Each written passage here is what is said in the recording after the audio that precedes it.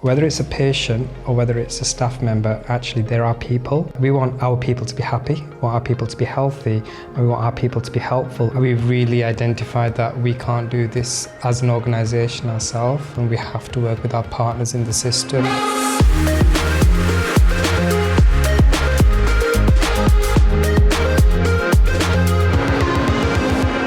This month we're focusing on the Excel programme, a major transformation initiative designed to enhance urgent and emergency care services at Bradford Royal Infirmary. Excel stands for Enhancing Experience, Reducing Waits and Shortening Length of Stay.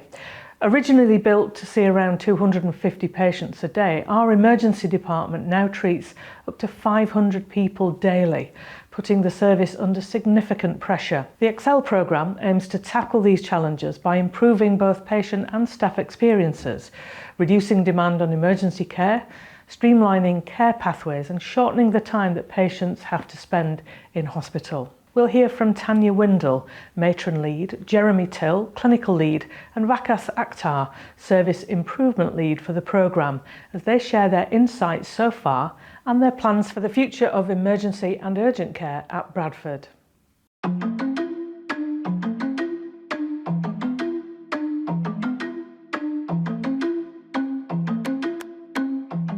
I think there's probably a misconception of what Excel is about. It's quite important to recognise that every individual in the roles that they're doing, they've got their own challenges.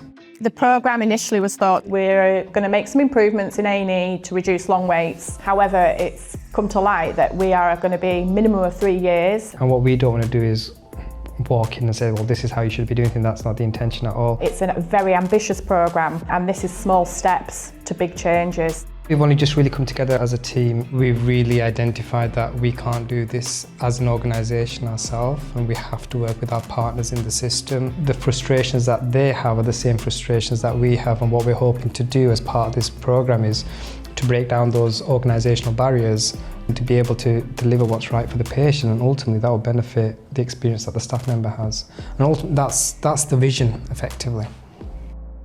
There's no point in starting the journey if you don't actually understand what patients and colleagues want.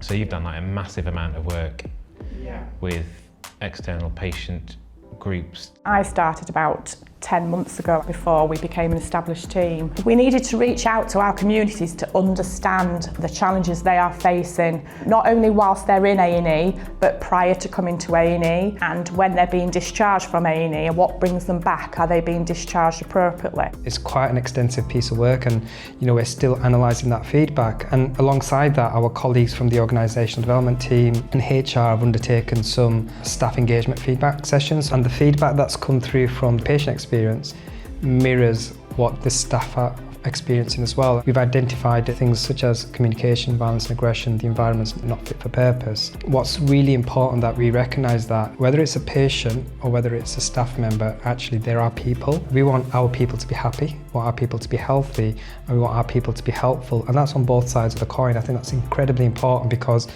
whilst the staff are helping our patients, the patients can help us as well.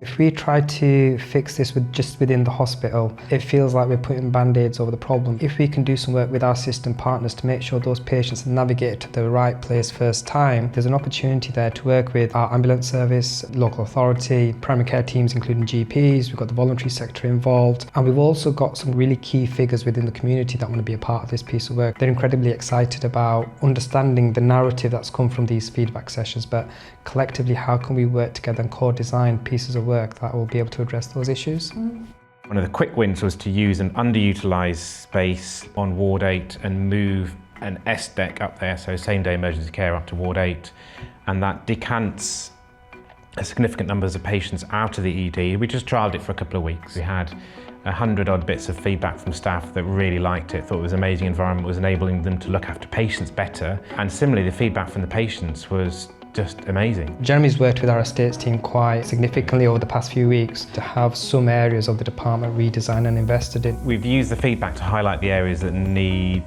the most work. So in particular, the pressure points in the emergency department around the ambulance assessment area and the front end assessment. So it's making the space more pleasant as a place to wait, but also utilising the cubicles and the spaces that are there in a more efficient way. The reception area, the streaming area for the nursing staff, integrating that so that the nurse that's on streaming can actually liaise much more closely with the reception staff to stream patients in the right area, making the cubicles much more go in, do your consultation, then come out to a central area.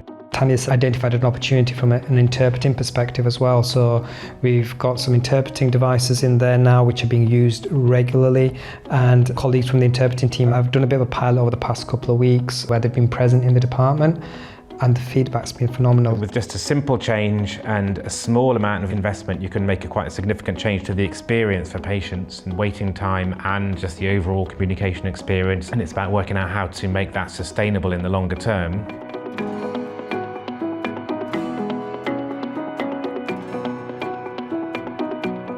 If you always do what you've always done, you'll always get what you've always got. That's one of the biggest challenges, because people become naturally institutionalised of the way they work within an organisation, and we're trying to break those barriers down. Just facilitating that a bit and going, well, okay, this is a blocker, how can we get rid of these blockers? And it's very much not ED-centric. It's about, well, working out between us, because you've got limited resources and there's no extra investment coming.